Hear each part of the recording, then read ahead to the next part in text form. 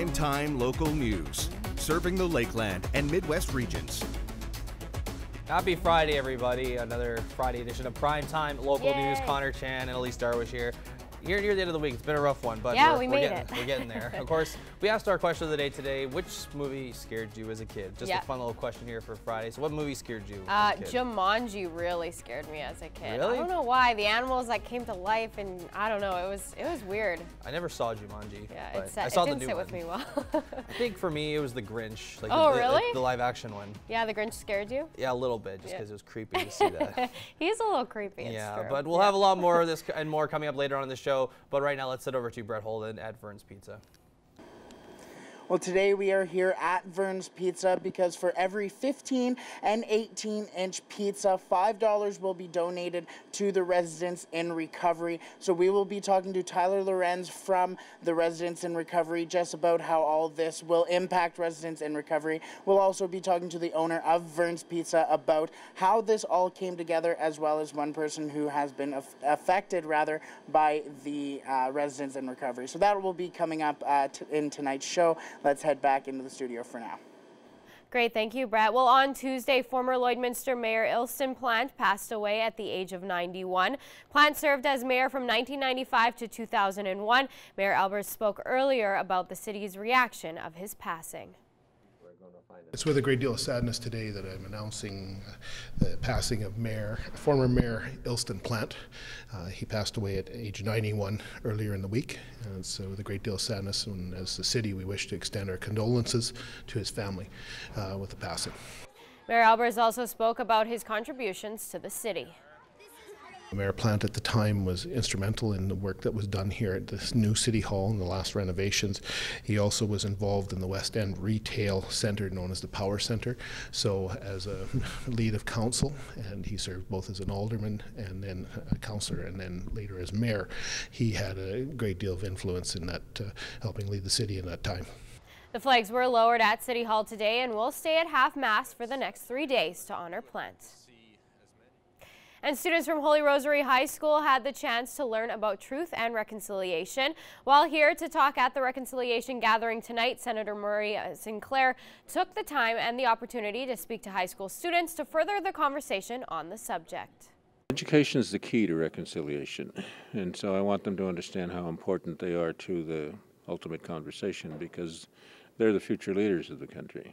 By talking to the students, Senator Sinclair wants them to understand the relationship and history of Indigenous people in Canada.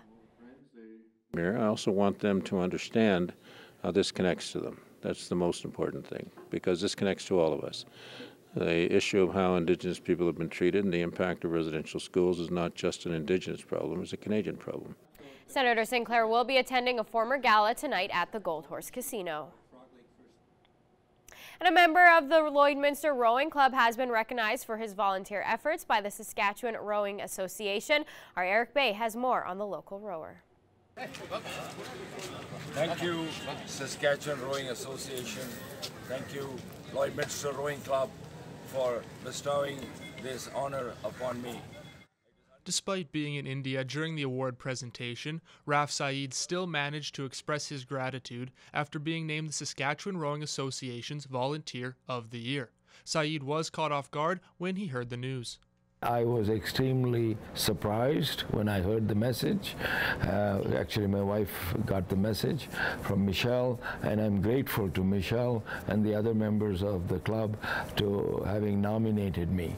And it was a total surprise. Michelle Lopez, who nominated Saeed for the award, says that there would be no rowing club in Lloydminster without him. There have been times of low membership, and our boathouse actually closed its doors for a while, and even though Raf had been asked to sell the equipment or, lend or dispose of what we had, he kept it closed and said one day there'll be a time where we'll have an opportunity to reopen. Saeed says there was never any doubt in his mind that the rowing club would be able to continue.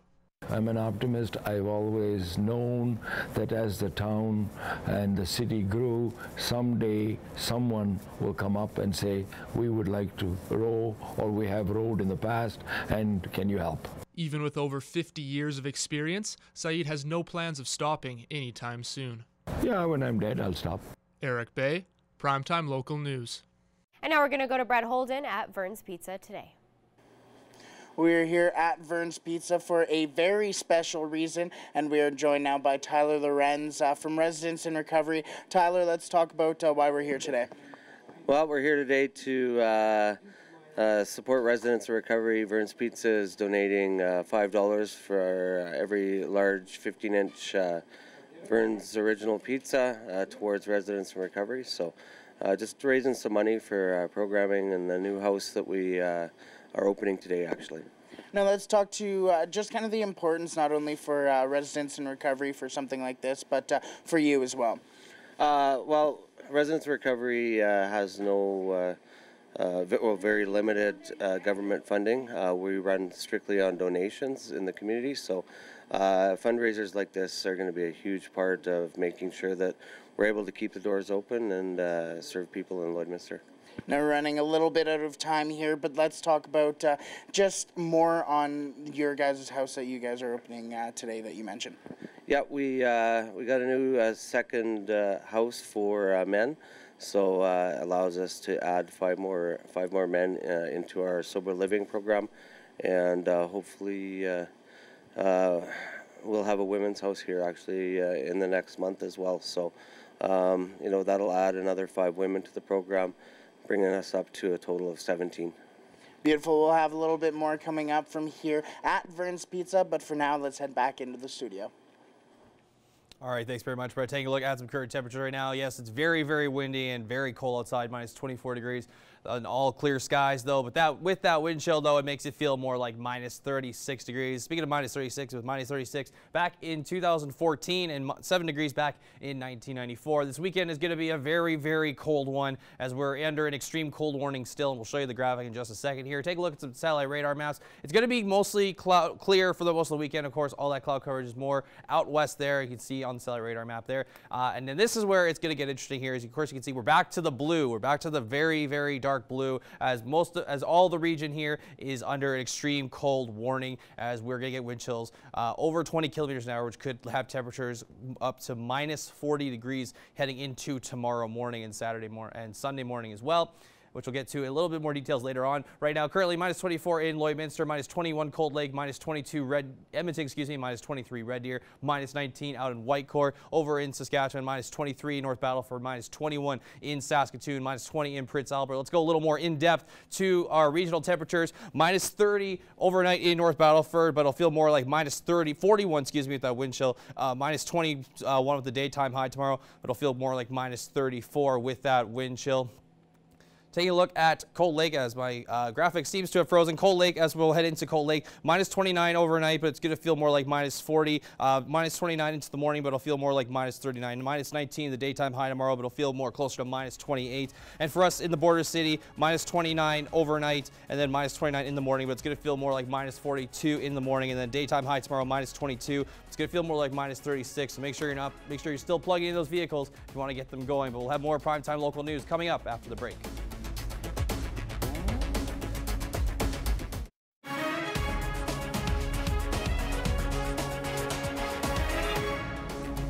Welcome back. Well, stopping weeds is an annual job for homeowners and egg producers. Gerard Lampo finds out why there's added concern even for our furry friends.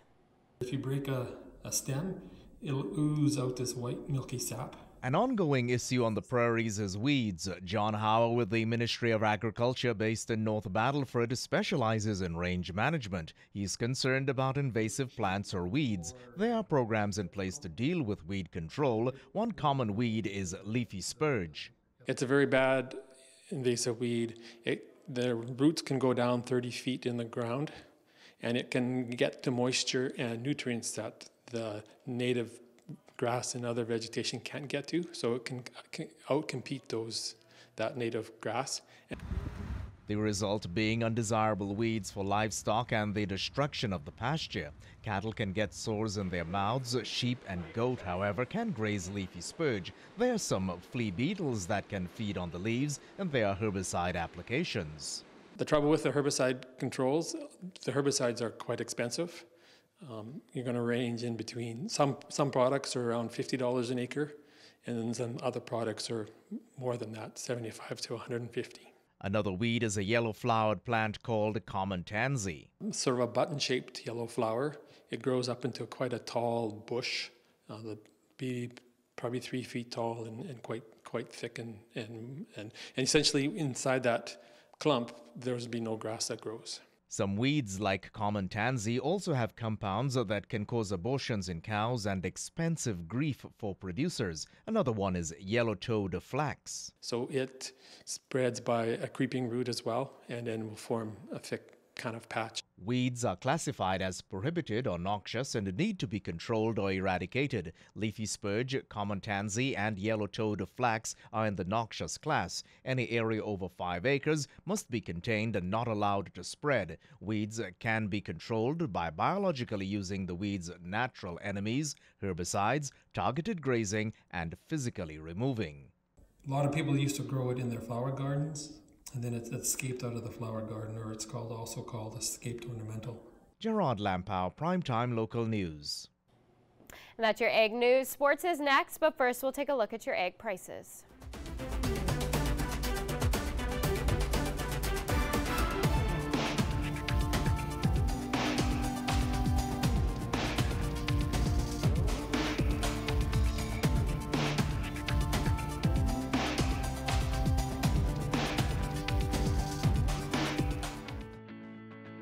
Every member of the City Centre Auto Body team has been through extensive training. We're constantly upgrading our team's education to reflect current collision repair technique. Switching over to local sports now, the Lakeland Rustlers' dream of winning a championship at home ended last night at the hands of the defending champs, the St. Trojans. A promising start led by all-conference forward Tay Holiday had the home crowd roaring in the opening quarter. However, by the middle of the third frame, the Trojans were too much for the Rustlers on both ends of the floor, blowing the game open to a 98-77 victory. Holiday finished with 28 points and 11 rebounds. And the women basketball team does have a chance to play for a championship if they can handle the Old Broncos tonight. The Rustlers earned the semifinal berth with a dominant 67-44 win over the St. Mary's Lightning. Lakeland has now won 11 of the 13 games since Christmas. You can watch the game online at 6 p.m. on ACAC TV. And the Bantam AAA Bobcats are moving on to the divisional finals after an absolute barn burner in Leduc. The Cats outlasted the Oil Kings 8-6 to take the series 2-0. They now have 2 days off till they travel to Fort Saskatchewan on Sunday. And now we're going to go back to Brett Holden, who is at Vern's Pizza today. We're back here at Vern's Pizza. Peter joins us now, owner of Vern's Pizza. And let's talk about how today came together, and I guess also for the Saturday as well. Well, Serena had gotten a hold of me and asked me if we could do a fundraising for residents in recovery. I'd gotten back to her. She gave me a lady's name, Brenda, and Brenda and I sat down and talked, and thanks to Brenda really working hard, we were able to get this put together. Now let's talk to the importance of something like this. Obviously keeps money in the community as well, but let's talk more about the importance for you guys. Well, it's a matter, like you say, of giving back to the community, okay? And people that are really fighting to get back into the community, I feel deserve every chance in the world. So I feel very proud of doing this for that. So now let's talk now for you, maybe possible future stuff as well, if there's anything possibly in the works as well. Well, that we'll have to sit down and talk with residents in recovery. I'm quite open to whatever can be done to be able to raise funds for it. So. Now, as we can see, there's another pizza being put in just now. So what exactly are the deals? I know we mentioned just earlier what the $5 are going for, but what are those exactly? Well, there's on the 15-inch Verns, which is our most popular size to go out. Any 15-inch Verns that is being ordered today and tomorrow, we will give $5, okay? On the 10-inch, we will give $1. On the 12-inch, we will give $2. On the 18-inch, again, depending, probably $5 on the 18-inch also. Beautiful. So you heard it here. If you are hungry and are looking for dinner still, come down to Vern's. We'll have a little bit more coming up, but let's head back into studio. All right, thanks very much, Brett. Take a look at some temperatures. Once again, right now, minus 24 in Lloydminster, minus 23 in Vermilion, minus 24 also in Vegreville, Marwayne, and minus 22 in Edmonton, as well as in Bonnyville, minus 21 in Lac-La-Biche, excuse me, minus 23 St. Paul, minus 22 in Provost, minus 25 out in Wainwright, minus 24 in Maidstone, minus 23 North Battleford. Everybody's in the 20s today because it's very, very cold. The wind chills, of course, there's the extreme cold warnings that are in effect for most of the region. Minus 22 in Meadow Lake, minus 21 in Green Lake. Take a look at some other temperatures right now. Minus 24 in La Loche and Buffalo Narrows. Minus 22 down in Flin Flon. Minus 21 in La Ronge. Minus 28 Wollaston Lake, as well as in Stony Rapids. Minus 23 in Grand Prairie. Minus 23 in Peace River. Minus 22 in Slave Lake. Minus 24 in Fort Chipewyan, and minus 23 in Fort McMurray as well. Down south in southern Alberta, minus 22. Lethbridge, minus 22. Medicine Hat, minus 22. Calgary, minus 18. Out in Banff, minus 25 in Coronation. Over in Saskatchewan, minus 24. Kinnersley, minus 23 in Swift Current, minus 21 in Moose Jaw, minus 20 in Regina, minus 17 in Yorkton and Estevan. As we head into tomorrow, into the weekend, minus 21 for us here in the border city, but that's going to feel more closer to minus 40 with those wind chills that we're going to get over the next couple days. Of course, it's going to be very cold into tomorrow morning. It'll feel more like minus 42 with that wind chill when you wake up tomorrow. Minus 20 in Vermilion, minus 21 in Maidstone, minus 21 in North Battleford, minus 20 in St. Walburg, minus 18 out in Meadow Lake. We head down further on Highway 16 West, minus 19 in Edmonton, minus 20 Vegreville, and as well as in Vermilion, minus 18 in Bonnyville, minus 19 in St. Paul, and minus 17 out in Lac-La-Biche. It's going to be very cold, so if you are going out and enjoying the weekend, it's going to be sunny, but make sure you're bundled up, hats, scarves, gloves. There's still the risk of frostbite, of course, always, no matter where you go. Take a look at the snow accumulation. No real snow accumulation that we're going to get over the next 24 to 48 hours. It's just going to be the wind and going to be the cold temperatures that we're going to experience over the next 48 to 24 hours. If you take a look at the next 7 days here, minus 16 on Sunday, the daytime high there, and minus 25. It's a daytime low, excuse me, but it's going to feel more like minus 29 on the Sunday with the daytime. Minus 10 on Monday as we get back to a little bit warmer temperatures, but still a powerful wind over 20 kilometers an hour on Monday, which could feel closer to minus 25.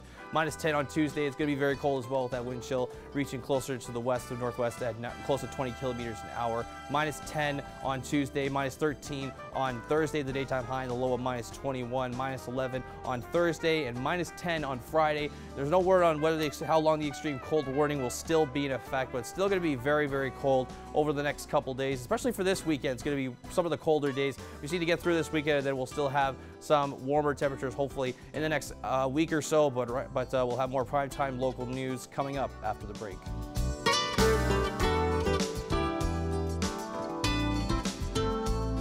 We are back here at Vern's Pizza, joined once again by Lyndon Kowalski, part of Residents in Recovery. So let's talk about just your time with Residents in Recovery and how that helped you.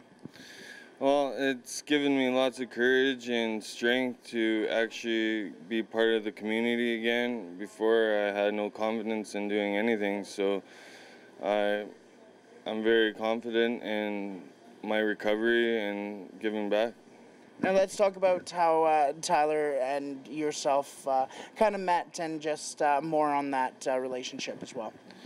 Well, I really didn't meet Tyler at first. I basically was in treatment and I wanted a better place to go after treatment. So basically Google told me about Residents in Recovery and I called him and I got in. I was one of the first Residents in Recovery to get here.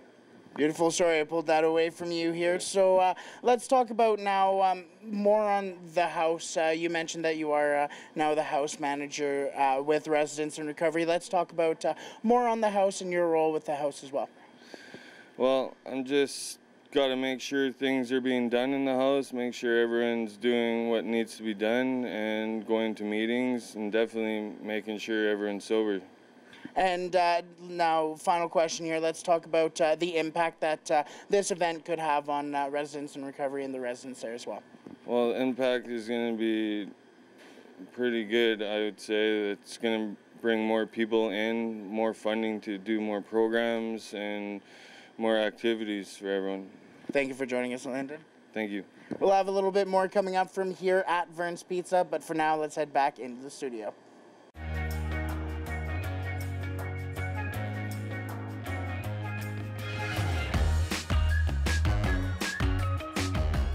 All right, so it's Friday, so we thought we'd ask something a little fun, Yeah. a little less stressful as we head to the weekend. So it'll be fun. You know, we asked on Facebook, what movie scared you as a kid? And there's a lot of, I'm going to read just a few comments. Yeah, we got a decent amount of comments on this one. A lot of people were... Lots of traumatized kids. Yeah, a lot of people, well, kids that are now adults. Yeah. So, Wizard of Oz was one. My sister, actually, same thing. The Flying Monkeys and the Wizard of Oz terrified my sister as a kid. She could not watch that movie.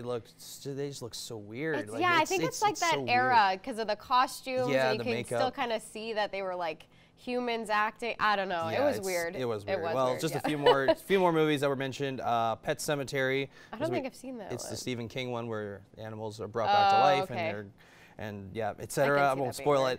The Exorcist was another one. It. The Exorcist. Kids were watching The Exorcist? I guess so. Or maybe like in their maybe like teen years. Yeah. That can still count. All right. It sure. was another one. Yeah. Like the old one, not the 2017 one, but the 1989 the old version. One, yeah. The Birds. That one I know scared. Halloween scared my mom back in the day. She couldn't take a shower for a while without. I don't. Do you watch scary movies? No, but yeah, neither do I. I don't like being scared. The only horror movie I'll ever watch in the theaters, and I did it last year, was It, like the new one. Oh yeah, no, I couldn't do it. Even just like random movies, like when I was little, certain things would just like stick with me and scare me. Like I didn't like Jumanji. That movie really freaked me out. Yeah. And then the other one was the spin-off of Peter Pan, the one Hook, the movie Really? Hook. Yeah, like his character, like really, I don't know. That scared you? Yeah, I don't know why. It's always like the random little things Yeah. in certain movies, like not necessarily just like a scary movie in Right. general, but just like little pieces of movies kind of stick with I you. know our director Yeah. says he was scared of Gremlins. Gremlins, yeah. That can be pretty scary because of course it starts off cute with Gizmo and then Yeah, they change. Yeah, I know. It's just I don't creepy. think I've seen that whole movie, but don't they like throw them in blenders and stuff? Like Yeah, I don't it's- want to be a part of that. Someone Like, did comment that's- Gremlins on Oh, here. did they? Yeah, and yeah. Halloween was another one. Another one was Carrie, Candyman. Yeah. Was more Wizard of Oz. Yeah, it just that Wizard of Oz was hard for a lot of people to get through. Apparently, it was a good movie, but it just a lot of you can tell the makeup really took it to the next level Yeah. at that period of time in the that's movie. True. That's true. Now we've got green screens and special effects, and nothing scares us anymore. We're so de-traumatized from everything. No, Desensitized, I guess the word. Yeah. Well, let's talk about something that's going to make us happy, There and you that go. is pets. As we're Let's talk we're pets. doing our Okay. draw at the end of the second hour today, but let's take a look at some of the options for this one. Oh my Here, goodness, this is these guys Diamond are and Bricks. so cute. Very, very cute. Submitted by Shanisa. They just want to come on the bed. Yeah, they're waiting. Very, very adorable. Yeah. Up next we have Willow and Rollo. Cute. Or They kind Rollo. of look the same. They do, but they're very cute nonetheless. Submitted Mhm. there by Sky, so thank you for sending that in. Next we have Kitty. Very original name. Yeah, Love it. named, submitted by Cordy. I love another animal that's sitting like a human. Yeah, sitting up. Like I a like gopher it. is what she commented. Yeah. Very funny. cute. Up next we got Benny just sleeping in the hoodie. Does with Benny a- got a bow tie on? Yep, that's a bow tie. Love it. Oh yeah, very cute. Yeah. Submitted there by Carmen. And last but not least, this is Griffey. Oh my submitted by Steph. He's just chilling in the So car, having sweet. a nap. Goldens are the best. They are. They're Yeah. very, very Can't go adorable. wrong with Well, if your pet was shown on today or throughout the rest of the week, you're automatically entered to win a Lloydminster Pet Pad gift card, which we're giving away at the end of the second hour of Primetime Local News. So make sure if you submitted a picture this week and you want a chance to win, make sure you check to the end of the second hour to see if you're the winner. We want to see your pets. Send photos of your pet and their name to our Facebook, Twitter, or Instagram to have them featured on Pet of the Day. Your name will be entered into a weekly draw for a gift certificate from the Pet Pad.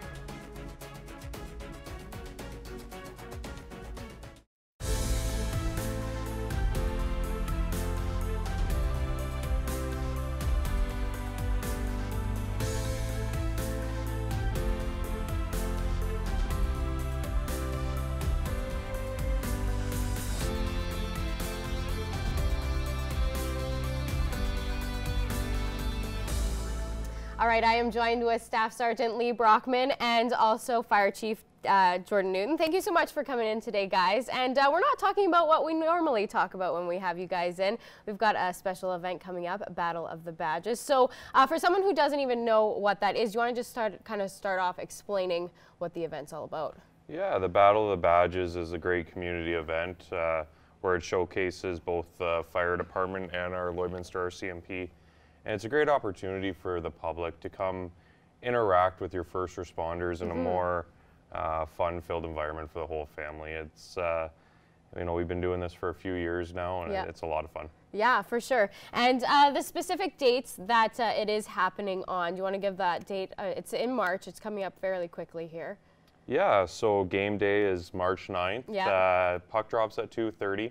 Yeah. But by all means, come a little bit early. There'll be lots of things going on, raffle table, Awesome. and it'll be a lot of fun. Yeah, and so the RCMP have won it for the past pretty much every time, I believe. Well, we're not sure. Oh, okay. We don't keep track, right? It's just like for fun, right? Yeah, there's been some discrepancies over the years. Yeah. Last year, I do believe the RCMP won, but Toronto did review a couple of our goals and called two of them back. So, but we're very hopeful this year, and I think we'll take them. Yeah. Okay. And any kind of training or practice? Have you guys been practicing at all yet? Or? You know what? Some of the guys have been hitting the ice a fair bit this winter, so I think they'll be we'll be in good shape for Saturdays. Yeah, ready to go. And now it's not. We kind of talked off camera. It's not a full hockey game, so we don't have to work too hard, right? So how long is the actual game going to be? Yeah. We just play 2 periods. Yeah. We're not in the best shape as we used to be. Bit of a to rough play off full season. game. Yeah. So especially my partners with the other agency, the RCMP, they've been spending lots of time training, but lots of time at Tim Hortons. Of course, beg to differ, but that's we all have. Roll up the rims happening right now. You got to go, right? Yes. So also, I just want to talk about on the other side of it, at the end of the day, it is for a good cause. And you guys both chose different organizations to raise money for. So do you want to kind of start off with what organization you're raising for and why you chose them? Yeah, so this year the fire department chose to support the Salvation Army. They're an intricate part of our community, and they do a lot to give back. Absolutely. So that's why we chose them, and the money to stay local. Absolutely. And for the RCMP, who they choose to or donate to? Yeah, so we're going to be donating to the Mother Teresa School, another great cause local here in Lloydminster, and given our school resource officers in the community, it's an effective way for the RCMP to reach out to young people from small to adulthood, I guess. Yeah, absolutely. Yeah. It's kind of that way where you can kind of get everybody involved and see the RCMP and the fire department maybe in a little bit of a different light, and get everybody talking and hanging out together. So besides the game, you guys had a bit of a kickoff, a pre-kickoff earlier the last couple of weeks. How did that go? Yeah, so there was a puck drop and a little bit of a media kickoff with our mayor. Yeah. It was a lot of fun to get on the ice. We had a constable there, one of the school resource officers, Constable Kurzinger. Yeah. And it was just a lot of fun to shoot the puck around and get some promotion going. And before we go off to, we can't do it without our sponsors. Yeah. And again, we'd like to thank Redhead Equipment Lloydminster, our new casino, Gold Horse Casino, and Musgrave Agencies. That's awesome. And if people do want to donate, how much are tickets? How do they get involved, that side of things? Yeah, so tickets are $10 a piece, Okay. or $25 for a family pack of 4. Children 8 and under are free. You can get them at our Lloydminster RCMP detachment, City Hall, online, and of course the door on game day. That's perfect. Well, thank you guys so much for coming in today. We look forward to being there and cheering you guys on. Whoever wins, participation, trophies, the whole deal, we'll be ready. Oh, look, he's ready to go. Are these the jerseys that you guys are going to be wearing that day? These are game day jerseys. I love it. Game day jerseys. We're ready I know to go. we're hoping to make it 5 for 5. So yeah. Well, and Lee, and if you want me to sign your jersey, just let me know. Yeah, will there do. You go. Yeah. Thanks so much for coming in, guys. We appreciate it. Thanks for having us. Thanks.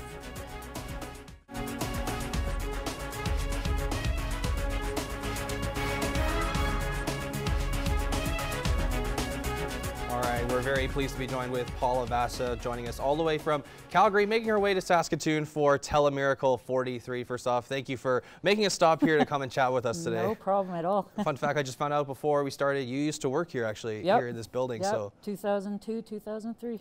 Wow. So, yeah, a long time ago. That's how I got involved with Telemiracle, actually. Yeah, absolutely. Well, let's talk about Telemiracle and what your role specifically is with that. I'm actually part of the TV production team. So when you're watching on TV, I'm part of the crew that puts the tear. So, and switcher director. So switching, basically what you see on this TV.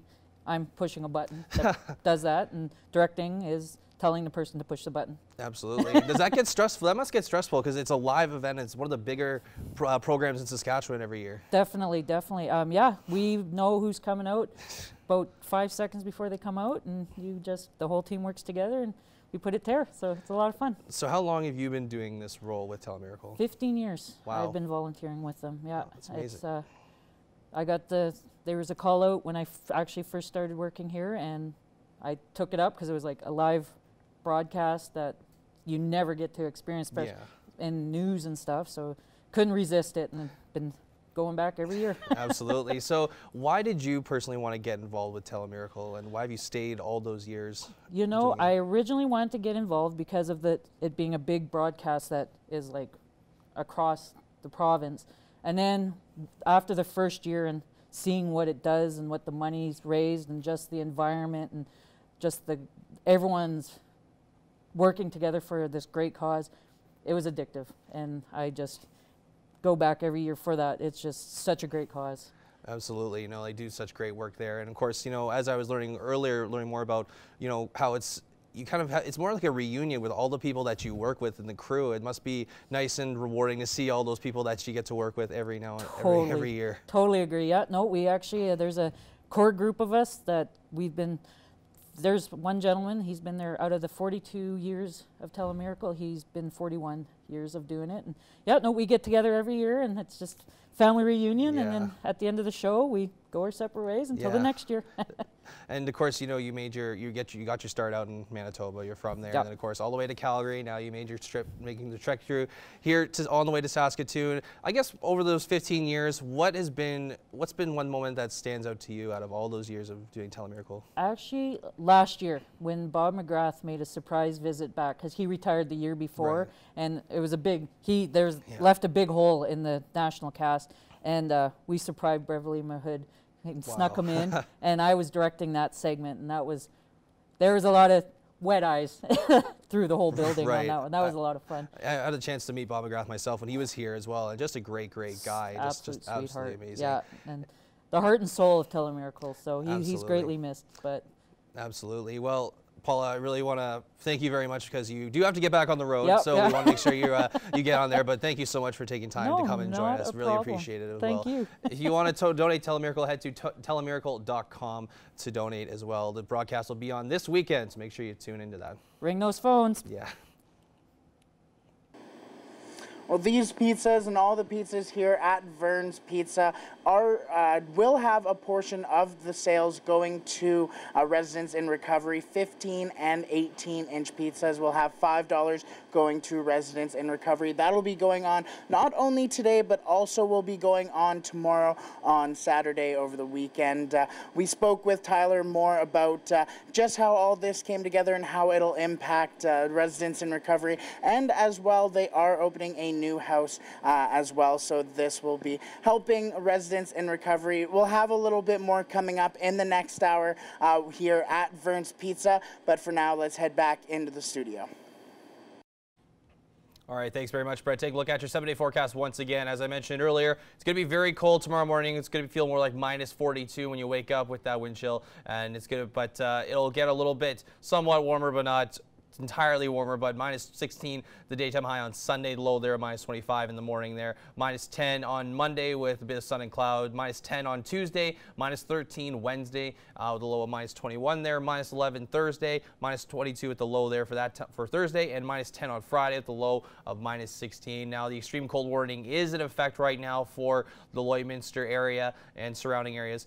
So of course the wind chill, which are gusting over 20 kilometers an hour, it's still going to be very, very cold. So make sure if you are going out somewhere, you're plugging your cars in, you're bundling up, you're keeping yourself nice and warm as the cold just doesn't want to leave. Doesn't want to leave. It's been sticking around. I know. I'm over it. I'm so over the cold. We're all over it. Yeah, I know we all are.